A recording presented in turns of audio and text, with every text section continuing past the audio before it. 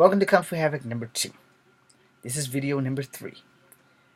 Video 3 of Kung Fu and martial arts and all the other shit that goes in between. So we're doing Black History Month on these videos, and I'm going to do I might do this whole month of Black History martial artists. So we're going to go into another OG. He's only made one movie that I've seen, and he was on the WMAC Masters at least once.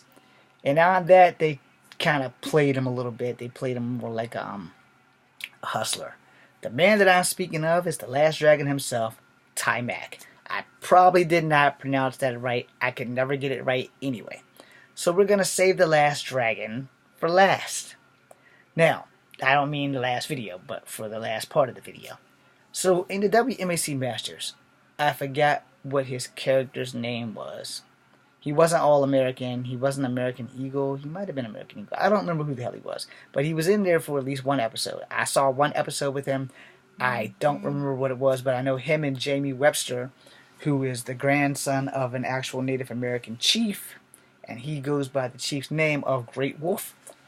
They had an argument and a disagreement, and he called him out on it because the character that Taimak was playing was supposed to be part Native American. And Jamie Webster's character, who is also Native American, was supposed to be full-blooded Native American, but I'm pretty sure he's not. But that's not here or there. I still like Jamie Webster, because he's a badass too. And Jamie Webster had called out Taimak on it, and had proven that he was not part Native American, but he was just black. Or he was mixed with white, but he wasn't part Native American, not like me, who's Native American, black, and white. But Taimak's character was supposedly, I guess, a hustling martial artist while he was in the WMAC. And for those who don't know, before we go any further with Taimak, the WMAC is the World Council of Martial Arts. It was a TV show with the formalization of with Shannon Lee as the head of the council. It had a whole lot of different martial artists in there, and I'd like to take the time to salute them. If you guys aren't familiar with martial tribes, Mike Chat was in WMAC Masters. My boy Warlock and my boy Wizard, which was Mike Chat. Warlock was his counterpart, Larry Lamb. Kian the Gwyn, who also did Power Rangers, he was Tsunami. I can't remember his name, but he was Turbo. Herb Perez was Olympus. I can't remember Red Dragon's name. I can't remember Tiger Claw's name. Willie the Bam was in there. Superstar, I can't remember his damn name. Hosan Park, Pac, and his brother, something else, Pac. Superstar and Shining Star or some shit like that. Kid Carmichael Simon. The sexy Murmur Chin was Princess. Crawford, I can't remember her name. I think Mouse made an appearance. For y'all don't know her, she was in a movie with Cynthia Rothrock, and she was also in a movie with Kathy Long. Neither Cynthia Rothrock or Kathy Long was in WMAC. Yin Yang Man's wife, I can't remember her name, but she was in there. Yin Yang Man was in there. His name is something Brandon or Brandon something. I'm sorry, Yin Yang Man. You know I love you because I love everyone in the WMAC, and I wish that I would have been discovered doing that, but I haven't been discovered at all, so it's not like it really matters. But there were a lot of grandiosely great martial artists in the WMAC. And I mean, they were fucking experts. Pardon my French. I couldn't put it any nicer than that. But I can't name them all. But there were a lot of WMAC masters. Oh, more importantly, Willie the Bam was a black man who was in there. And Hakeem Olsen, the Machine. Both of those guys were like the two leading black ones in there, which is why Taimak was only in there like maybe one episode, and Eric Betts, Panther. So there were three basic black guys that were in there, so I gotta give them their homage before I continue on with The Last Dragon. But yeah, Willie the Bam, you had Eric Betts, who was Panther. Willie, his key symbol was Bam. You have Hakeem the Machine Olsen, and then you had Taimak, and somebody I just named and I just forgot it, just like that. But sorry about that. Taimak was definitely in there. I seen him in the one episode because his symbol had an eagle with more than one set of wings or some shit. I'm sorry, Taimak. It's been a long time since I've seen WMAC Masters. So let's move on to The Last Dragon, Timex first movie that I saw. Me and Ernie Reyes Jr. are the same age. I think Ernie's got me by a year. I have been mistaken for Ernie Reyes Jr. thanks to Surf Ninjas and the Teenage Mutant Ninja Turtles #2 when he played Keon. He played the pizza delivery guy. And one night when I was working at Burger King, the kid thought that I was Ernie Reyes Jr. I had the exact same hairdo. Still got my ponytail now though. And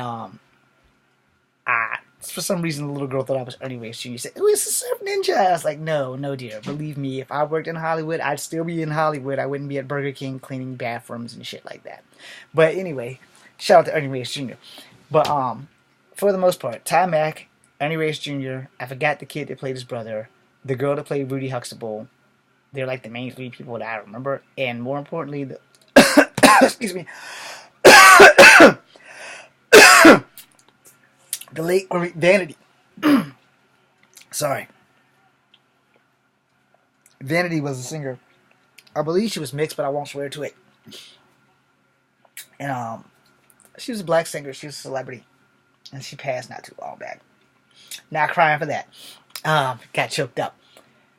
Last Dragon was one of the first black movies of the 80s that didn't have Jim Kelly in it. And it was a big budget movie. And so Bruce Leroy Green, I forgot the guy that plays Sho'nuff. I think he recently died. So shout out to Sho'nuff, who recently may have passed. It was a really awesome ass movie. And shout out to Berry Gordy. I don't know if he's still alive, but shout out to Berry Gordy who came up with this shit.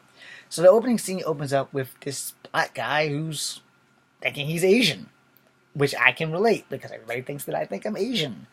Newsflash for you guys. Native Americans are Asian. So we got that out of the way. Alright.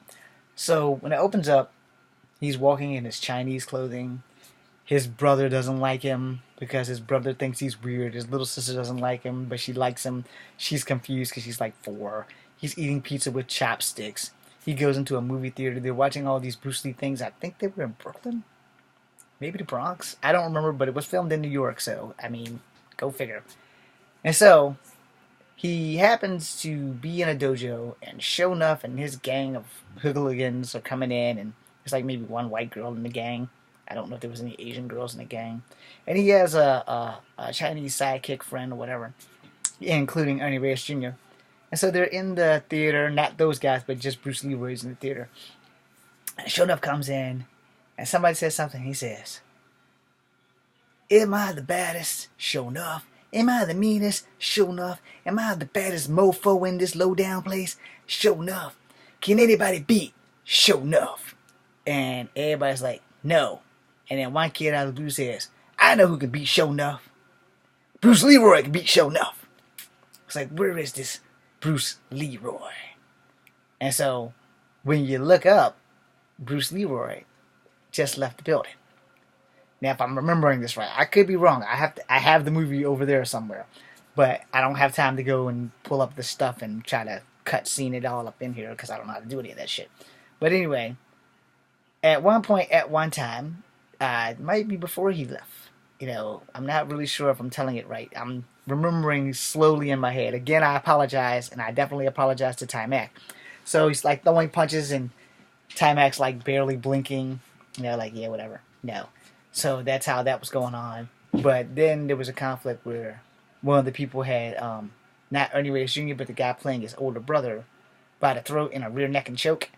So he made Bruce Leroy kiss his shoes. And when Bruce Leroy went to kiss his shoes, he kicked him in the mouth, busted his lip and stuff. So that led to that. And then Bruce Leroy, I'm jumping around straight up and down. My memory's all jumping over the place, but it was a good movie. And so then he meets Vanity, he saves her, and then the bald-headed guy who's in charge of everything, he gets the whole rumble down, and Ernie Reyes Jr. gets to show off his stuff, because, you know, at the time, Ernie Reyes Jr., and now, still to this day, people better not be sleeping on Ernie Reyes Jr., alright?